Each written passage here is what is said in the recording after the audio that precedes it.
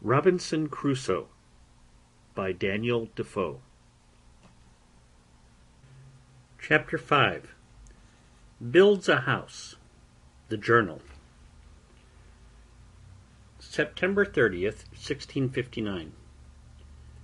I, poor, miserable Robinson Crusoe, being shipwrecked during a dreadful storm in the offing, came on shore on this dismal, unfortunate island, which I call the Island of Despair, all the rest of the ship's company being drowned, and myself almost dead.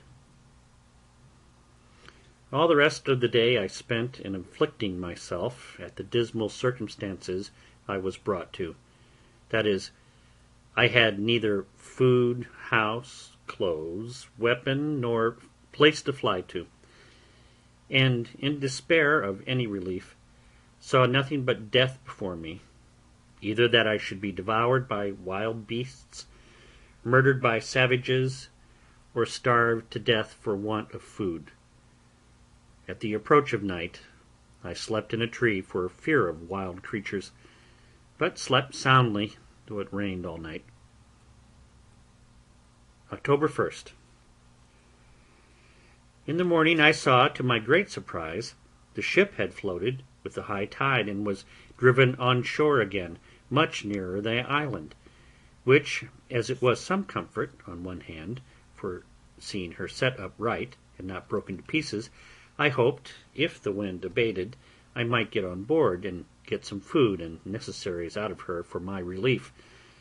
So, on the other hand, it renewed my grief at the loss of my comrades, who, I imagined, if we had stayed on board, might have saved the ship, or, at least, that they would not have been all drowned as they were, and that, had the men been saved, we might perhaps have built us a boat out of the ruins of the ship, to have carried us to some other part of the world. I spent great part of this day in perplexing myself on these things, but at length, seeing the ship almost dry, I went upon the sand as near as I could, and then swam on board. This day also it continued raining, though with no wind at all. From the 1st of October to the 24th. All of these days entirely spent in my several voyages to get all I could out of the ship, which I brought on shore every tide of flood upon rafts.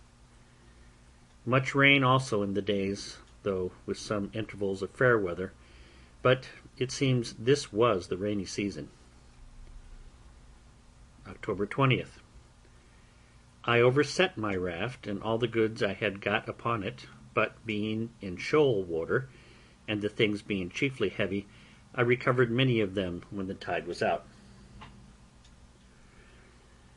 October 25th. It rained all night and all day, with some gusts of wind, during which time the ship broke in pieces, the wind blowing a little harder than before, and was no more to be seen, except the wreck of her, and that only at low water. I spent this day in covering and securing the goods which I had saved, that the rain might not spoil them.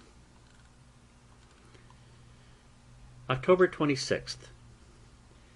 I walked about the shore almost all day to find out a place to fix my habitation, greatly concerned to secure myself from any attack in the night, either from wild beasts or men. Towards night I fixed upon a proper place under a rock, and marked out a semicircle for my encampment, which I resolved to strengthen with a work, wall, or fortification, made of double piles, lined within with cables, and without with turf. From the 26th to the 30th I worked very hard in carrying all my goods to my new habitation, though some part of the time it rained exceedingly hard. The 31st in the morning I went out into the island with my gun to seek for some food and discover the country, when I killed a she-goat, and her kid followed me home, which I afterwards killed also, because it would not feed. November 1st. I set up my tent under a rock and lay there for the first night, making it as large as I could with stakes driven in to swing my hammock upon. November 2nd. I set up all my chests and boards and the pieces of timber which made my rafts, and with them formed a fence round me, a little within the place I had marked out for my fortification. November 3rd. I went out with my gun and killed 2 fowls like ducks, which were very good food, and in the afternoon went to work to make me a table. November 4th. This morning I began to order my times of work, of going out with my gun, time of sleep, and time of diversion. That is, every morning I walked out with my gun for 2 or 3 hours, if it did not rain, then employed myself to work till about 11 o'clock, then eat what I had to live on, and from 12 to 2 I lay down to sleep, the weather being excessively hot, and then in the evening to work again. The working part of this day and of the next were wholly employed in making my table, for I was yet but a very sorry workman, though time and necessity made me a complete natural mechanic soon after, as I believe they would do any one else. November 5th. This day went abroad with my gun and my dog and killed a wild cat, her skin pretty soft, but her flesh good for nothing. Every creature that I killed I took of the skins and preserved them.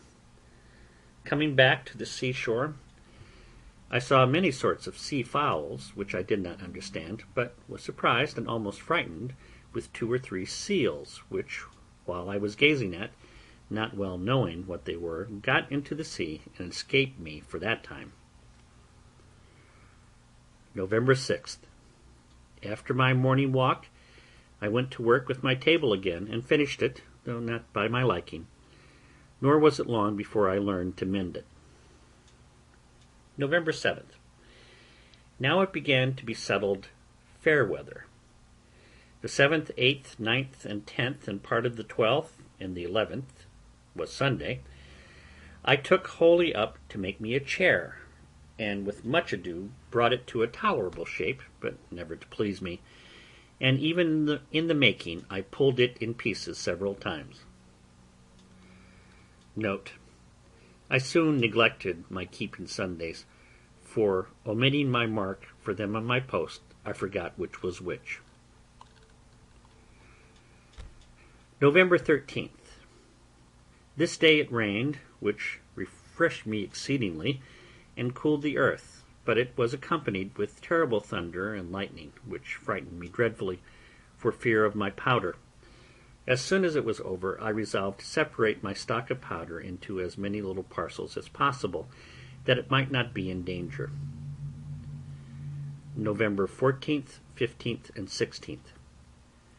These 3 days I spent in making little square chests or boxes, which might hold about 1 pound or 2 pounds at most of powder, and so, putting the powder in, I stowed it in places as secure and remote from one another as possible. On one of these 3 days, I killed a large bird that was good to eat, but I knew not what to call it. November 17th. This day I began to dig behind my tent into the rock to make room for my further conveniency. Note: 3 things I wanted exceedingly for this work, that is, a pickaxe, a shovel, and a wheelbarrow, or basket. So I desisted from my work and began to consider how to supply that want and make me some tools. As for the pickaxe, I made use of the iron crows, which were proper enough, though heavy.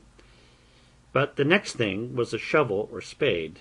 This was so absolutely necessary that, indeed, I could do nothing effectually without it, but what kind of one to make I knew not. November 18th. The next day, in searching the woods, I found a tree of that wood, or like it, which in the Brazils they call the iron tree, for its exceeding hardness. Of this, with great labour, and almost spoiling my axe, I cut a piece and brought it home too, with difficulty enough, for it was exceedingly heavy.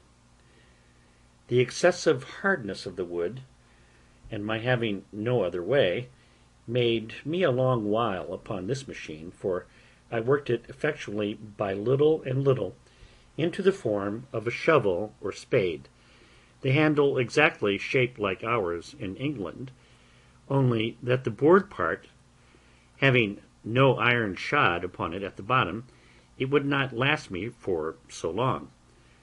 However, it served well enough for the uses which I had occasion to put it to, but never was a shovel, I believe, made after that fashion, or so long in making.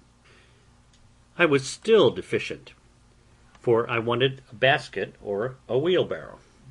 A basket I could not make by any means, having no such things as twigs that would bend to make wickerware, at least none yet found out, and as to a wheelbarrow, I fancied I could make all but the wheel, but that I had no notion of, neither did I know how to go about it. Besides, I had no possible way to make the iron gudgeons for the spindle or axis of the wheel to run in. So I gave it over, and so, for carrying away the earth which I dug out of the cave, I made me a thing like a hod which the labourers carry mortar in, when they serve the bricklayers. This is not so difficult to me as the making of the shovel, and yet this and the shovel, and the attempt which I made in vain to make a wheelbarrow, took me up no less than 4 days. I mean, always excepting my morning walk with my gun, which I seldom failed, and very seldom failed also bringing home something fit to eat. November 23rd. My other work having now stood still because of my making these tools, when they were finished I went on, and working every day as my strength and time allowed, I spent 18 days entirely in widening and deepening my cave, that it might hold my goods commodiously. Note: during all this time I worked to make this room or cave spacious enough to accommodate me as a warehouse or magazine, a kitchen, a dining room, and a cellar. As for my lodging, I kept to the tent, except that sometimes in the wet season of the year it rained so hard that I could not keep myself dry, which caused me afterwards to cover all my place within my pail with long poles, in the form of rafters, leaning against the rock, and load them with flags and large leaves of trees, like a thatch. December 10th. I began now to think my cave or vault finished, when, on a sudden, it seems I had made it too large, a great quantity of earth fell down from the top on one side, so much that, in short, it frighted me, and not without reason too, for if I had been under it, I had never wanted a grave digger. I had now a great deal of work to do over again, for I had the loosed earth all to carry out, and, which was of more importance, I had the ceiling to prop up, so that I might be sure no more would come down. December 11th. This day I went to work with it accordingly, and got 2 shores or posts, pitched upright to the top, with 2 pieces of boards across over each post. This I finished the next day, and setting more posts up with boards, in about a week more I had the roof secured, and the posts, standing in rows, served me for partitions to part off the house. December 17th. From this day to the 20th I placed shelves and knocked up nails on the posts to hang everything up that could be hung up, and now I began to be in some order within doors. December 20th. Now I carried everything into the cave, and began to furnish my house, and set up some pieces of boards like a dresser, to order my victuals upon. But boards began to be very scarce with me. Also I made me another table. December 24th. Much rain all day and all night. No stirring out. December 25th. Rain all day. December 26th. No rain and the earth much cooler than before and pleasanter. December 27th. Killed a young goat and lamed another, so that I caught it and led it home in a string, and when I had it at home I bound and splintered up its leg, which was broke. Note bene. I took such care of it that it lived, and the leg grew well and as strong as ever, but by my nursing it so long it grew tame, and fed upon the little green at my door, and would not go away. This was the first time that I entertained a thought of breeding up some tame creatures, that I might have food when my powder and shot was all spent.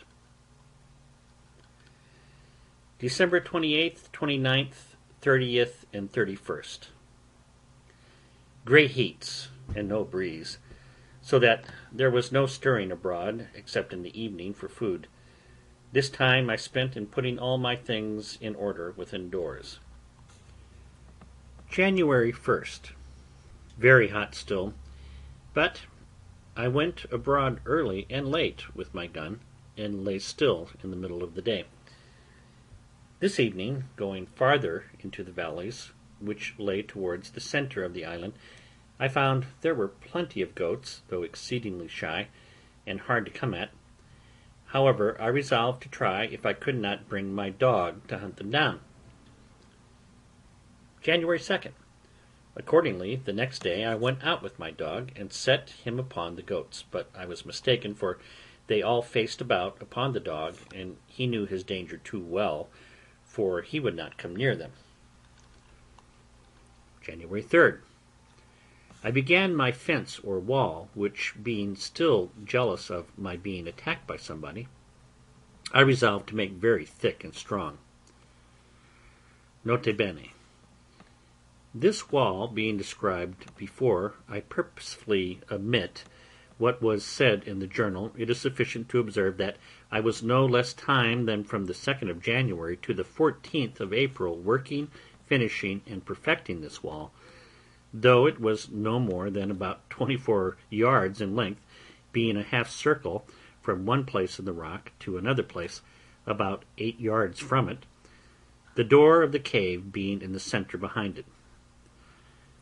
All this time I worked very hard, the rains hindering me many days, nay, sometimes weeks together, but I thought I should never be perfectly secure till this wall was finished, and it is scarce credible what inexpressible labour everything was done with, especially the bringing of piles out of the woods, and driving them into the ground, for I made them much bigger than I needed to have done.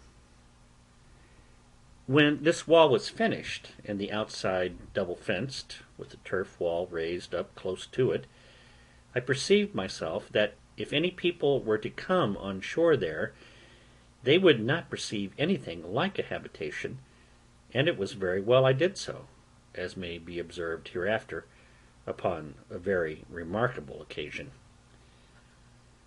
During this time I made my rounds in the woods for game every day, when the rain permitted me, and made frequent discoveries in these walks of something or other to my advantage.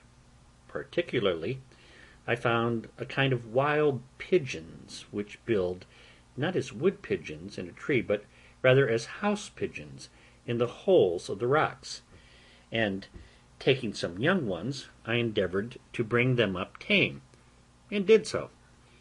But when they grew older they flew away, which perhaps was at first for want of feeding them, for I had nothing to give them. However, I frequently found their nests, and got their young ones, which were very good meat. And now, in the managing of my household affairs, I found myself wanting in many things, which I thought at first it was impossible for me to make, as indeed with some of them it was. For instance, I could never make a cask to be hooped. I had a small runlet or two, as I observed before, but I could not ever arrive at the capacity of making one by them, though I spent many weeks about it. I could never put in the heads or join the staves so true to one another as to make them hold water, so I gave that also over. In the next place, I was at a great loss for candles, so that as soon as ever it was dark, which was generally by 7 o'clock, I was obliged to go to bed. I remembered the lump of beeswax with which I made candles in my African adventure, but I had none of that now. The only remedy I had was, that when I killed a goat I saved the tallow, which, with a little dish made of clay, which I baked up in the sun, and to which I added a wick of some oakum, I made me a lamp. And this gave me light, though not a clear steady light like a candle. In the middle of all my labours it happened that, rummaging my things, I found a little bag, which, as I hinted before, had been filled with corn for the feeding of poultry, not for this voyage, but before, as I suppose, when the ship came from Lisbon. The little remainder of corn that had been in the bag was all devoured by the rats, and I saw nothing in the bag but husks and dust.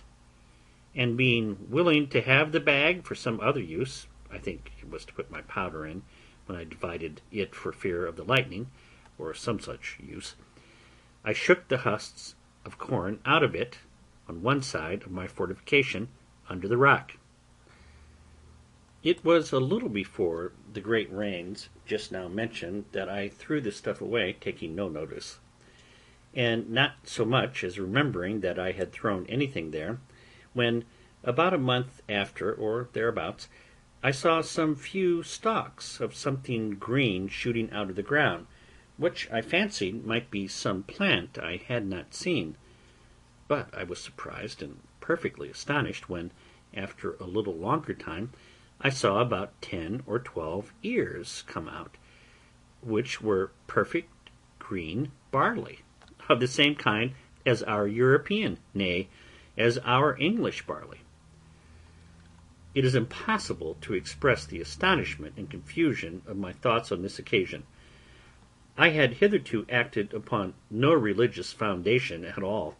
Indeed, I had very few notions of religion in my head, nor had entertained any sense of anything that had befallen me otherwise than as chance, or, as we lightly say, what pleases God, without so much as inquiring into the end of Providence in these things, or his order in governing events for the world. But after I saw barley growing there, in a climate which I knew was not proper for corn, and especially that I knew not how it came there, it startled me strangely, and I began to suggest that God had miraculously caused his grain to grow without any help of seed sown, and that it was so directed purely for my sustenance on that wild, miserable place. This touched my heart a little, and brought tears out of my eyes, and I began to bless myself that such a prodigy of nature should happen upon my account.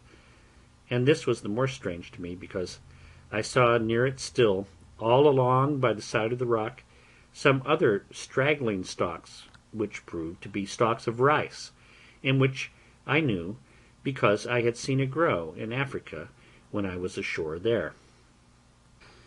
I not only thought these the pure productions of Providence for my support, but not doubting that there was more in the place, I went all over that part of the island where I had been before, peering in every corner and under every rock to see for more of it, but I could not find any.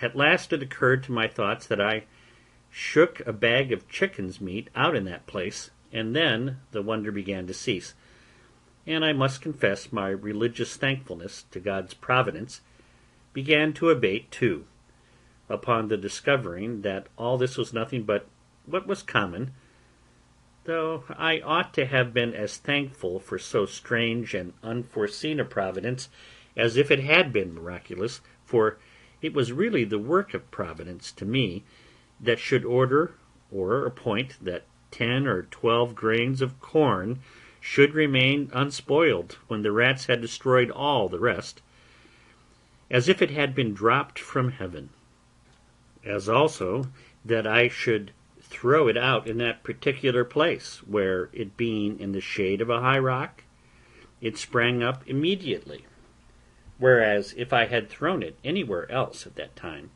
it had been burnt up and destroyed. I carefully saved the ears of this corn, you may be sure, in their season, which was about the end of June, and laying up every corn, I resolved to sow them all again, hoping in time to have some quantity sufficient to supply me with bread. But it was not till the 4th year that I could allow myself the least grain of this corn to eat, and even then but sparingly, as I shall say afterwards in its order, for I lost all that I sowed the first season by not observing the proper time, for I sowed it just before the dry season, so that it never came up at all, at least not as it would have done, of which in its place.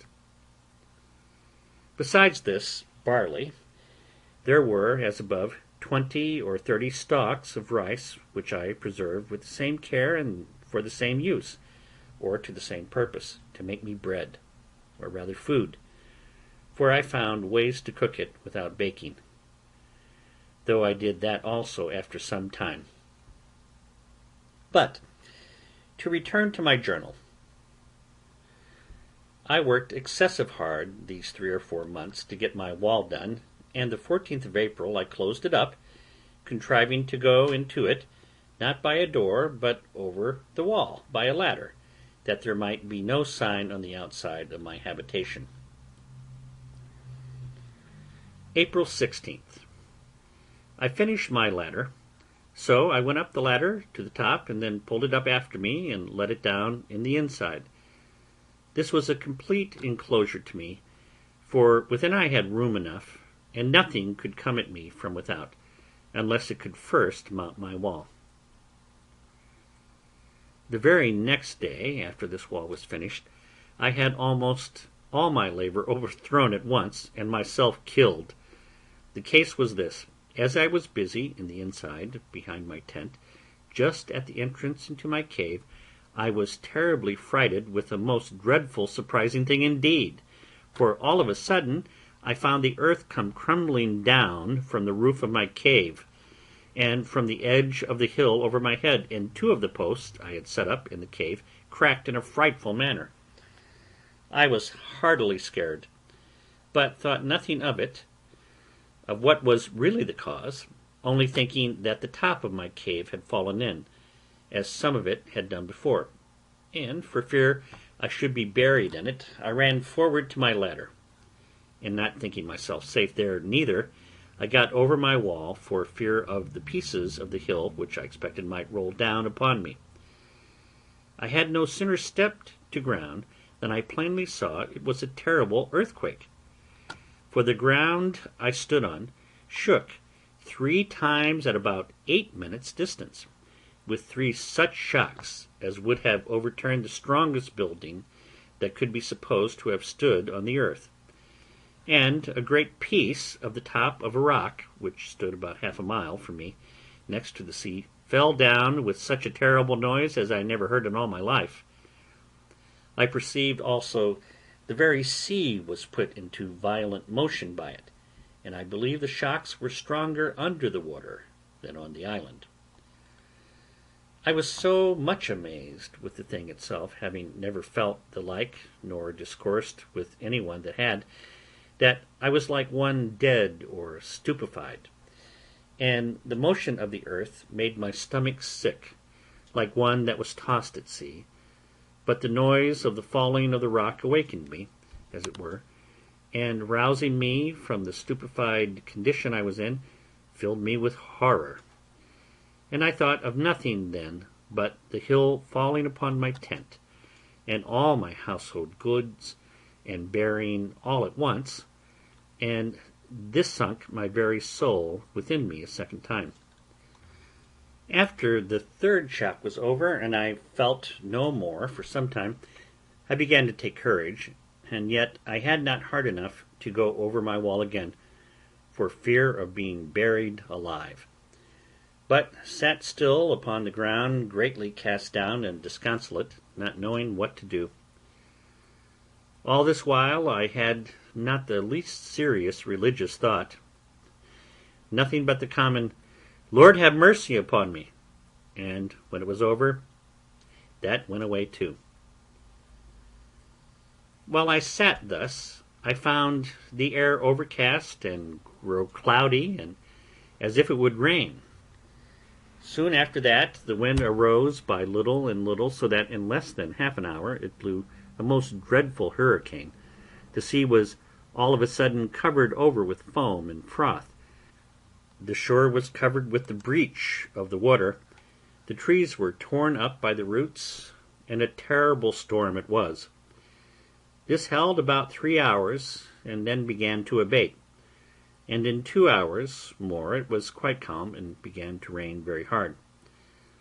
All this while I sat upon the ground very much terrified and dejected, when on a sudden it came into my thoughts that these winds and rain being the consequences of the earthquake itself was spent and over, and I might venture into my cave again.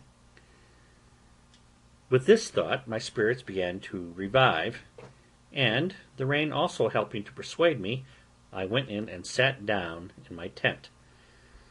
But the rain was so violent that my tent was ready to be beaten down with it, and I was forced to go into my cave, though very much afraid and uneasy for fear it would fall on my head. This violent rain forced me to a new work, that is, to cut a hole through my new fortification, like a sink, to let the water go out, which would else have flooded my cave.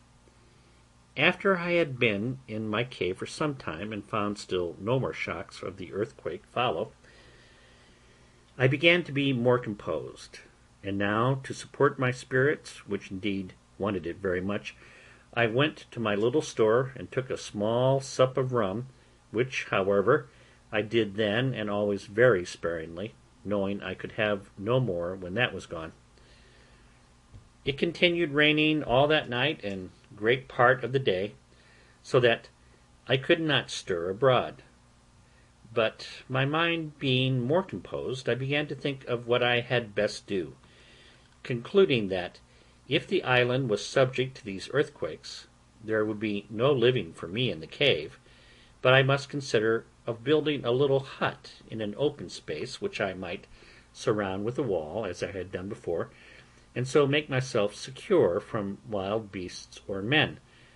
For I concluded if I stayed where I was, I should certainly one time or other be buried alive.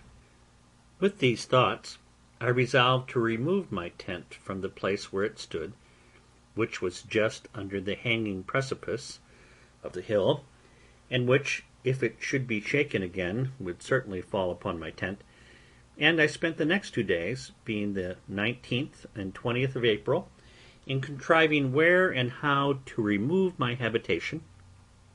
The fear of being swallowed up alive made me that I never slept in quiet, and yet the apprehension of lying abroad without any fence was almost equal to it. But still, when I looked about and saw how everything was put in order, how pleasantly concealed I was, and how safe from danger, it made me very loath to remove. In the meantime it occurred to me that it would require a vast deal of time for me to do this, and that I must be contented to venture where I was, till I had formed a camp for myself, and had secured it so as to remove to it.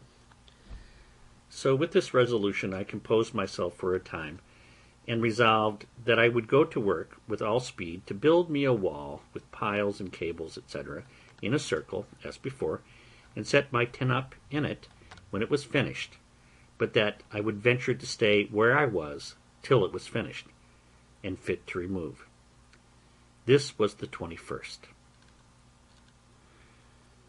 April 22nd. The next morning I began to consider of means to put this resolve into execution, but I was at a great loss about my tools.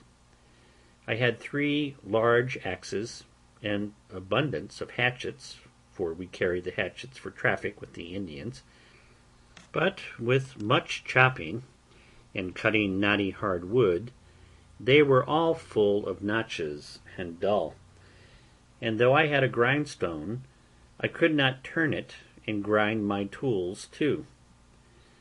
This cost me as much thought as a statesman would have bestowed upon a grand point of politics, or a judge upon the life and death of a man.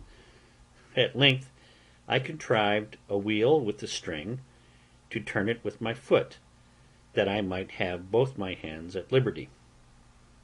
Note: I had never seen any such thing in England, or at least not to take notice how it was done, though since I have observed it is very common there. Besides that, my grindstone was very heavy and large. This machine cost me a full week's work to bring it to perfection. April 28th and 29th. These 2 whole days I took up in grinding my tools, my machine for turning, my grindstone performing very well. April 30th. Having perceived my bread had been low a great while, now I took a survey of it, and reduced myself to 1 biscuit cake a day, which made my heart very heavy. May 1st.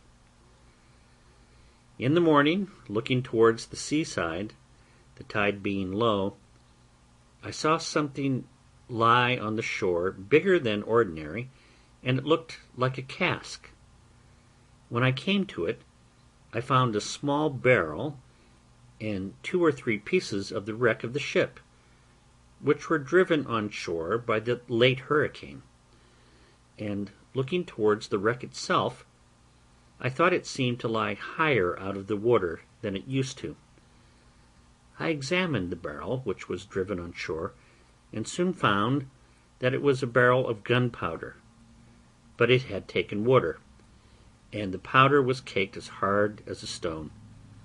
However, I rolled it farther on shore for the present, and went on upon the sands, as near as I could to the wreck of the ship, to look for more. End of chapter 5.